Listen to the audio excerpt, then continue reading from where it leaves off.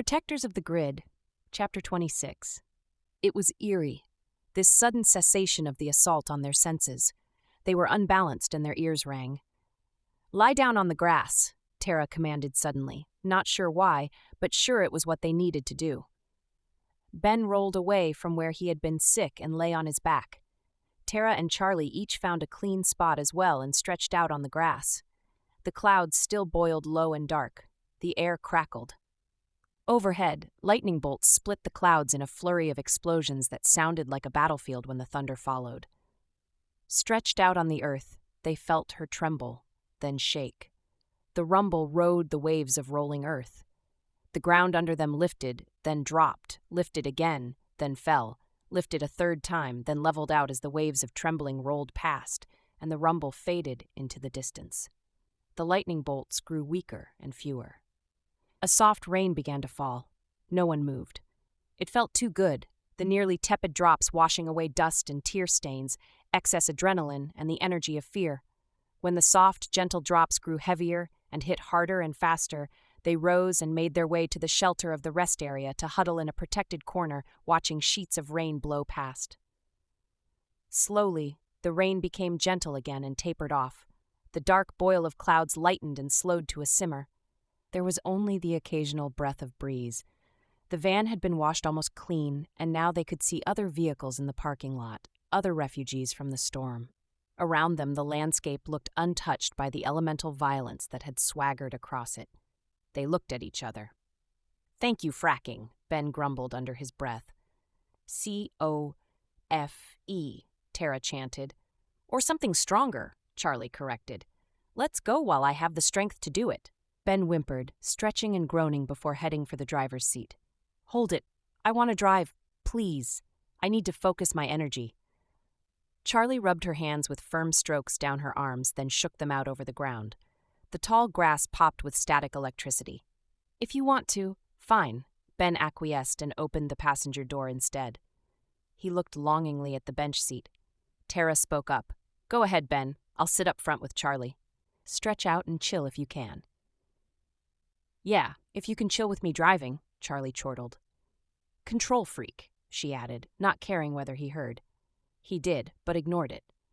"I've already escaped death today, Charlie. Clearly it's not my time. I'm golden. Nothing can touch me," Ben smirked back. "Be careful what challenges you make, dude. I've had enough excitement for one day. Wouldn't want to have to figure out what to do with your dead body." Ben grimaced and lifted his hands palms toward the sky. "I surrender. Recall, reboot. Take it back, negatory." "Quick thinking, Ben. Hope it works," chimed in Tara. Ben climbed into the back seat and curled his long frame into an almost fetal position, then covered his head with his jacket. "Oh, no, you don't," Tara poked him. "We've got to talk." "What? What about?" he reemerged. "About how we can't just go straight from isolation in the wilderness to the airport with its crowds of people and chaotic energy, then jump on a plane and go back to San Diego as if nothing has happened." Ben stared, confusion in his eyes. "Look, we were going to try to move up our flight from tomorrow, but I vote that instead we take this time to... I don't know. I just know that we're not done here yet, and I don't feel safe trying to leave until we are." Charlie murmured from the driver's seat. "I feel it, too." "So what do you suggest we do?" Tara thought a minute. "We get back on the road, but go easy while we look for signs. There is someplace we need to find." Ben shrugged. "Okay," he leaned forward and looked at the dashboard. "Plenty of gas. Let's go." "Sounds like a plan to me." Charlie turned around to start the engine. They cruised along for a few miles, noting how the shape of the land changed with direction and shadow. "Amazing how much more you can see when it's not a blur rushing past," Tara noted. The general absence of advertising billboards made the regular appearance of Shawnee Joe's Eats and Sleeps signs more glaring, especially the gigantic one right at the intersection with a gravel road. "Here," Charlie turned the van. In the passenger seat beside her, Tara smiled. "Yeah, I felt it too." "Then we're 3 for 3, Ben admitted. The signs beside the gravel road were smaller, but still consistently placed, especially where another track intersected.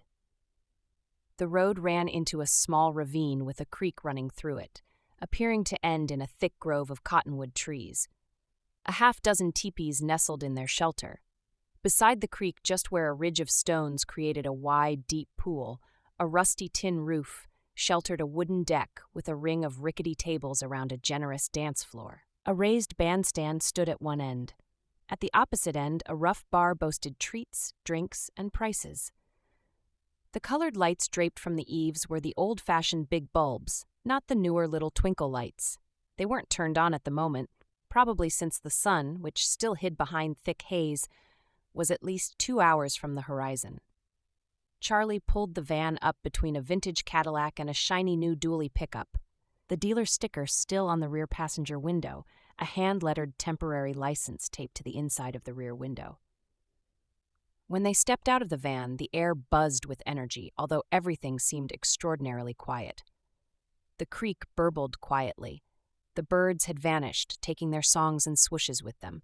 Heat was building as the land dried out, its parched hillsides still dry and thirsty. Even the grasshoppers and katydids sounded listless. "Howdy." They all jumped, having heard no sound of anyone approaching. They looked around. The man walking toward them from the cottonwoods was tall and thin. The woman beside him was short and round. Both had long black hair. The man's hung in a thin braid down his back, while the woman's was wrapped in a thick coil at the base of her head. He wore faded, torn denim, she a long, once colorful skirt. "I'm Joe. This here is Sally. Y'all thirsty? Or looking for somewhere to spend the night?" "Yes," they replied in unison, then laughed. Tara stepped forward. "How many to a teepee and what's it cost?" "We got 2 small ones, sleep 1 or 2, another 2 that hold up to 4, and a couple big ones for families. Y'all want to share or split up?" They looked at each other, but Tara made the decision. "Give us your best that sleeps 4. We have some talking to do."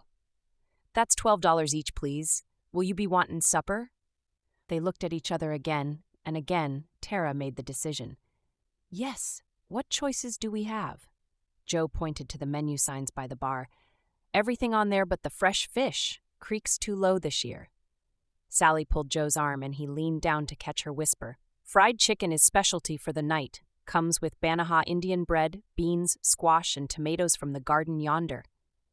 Sally pulled his sleeve again. Joe leaned down to listen again. "Oh, and fresh blackberry cobbler.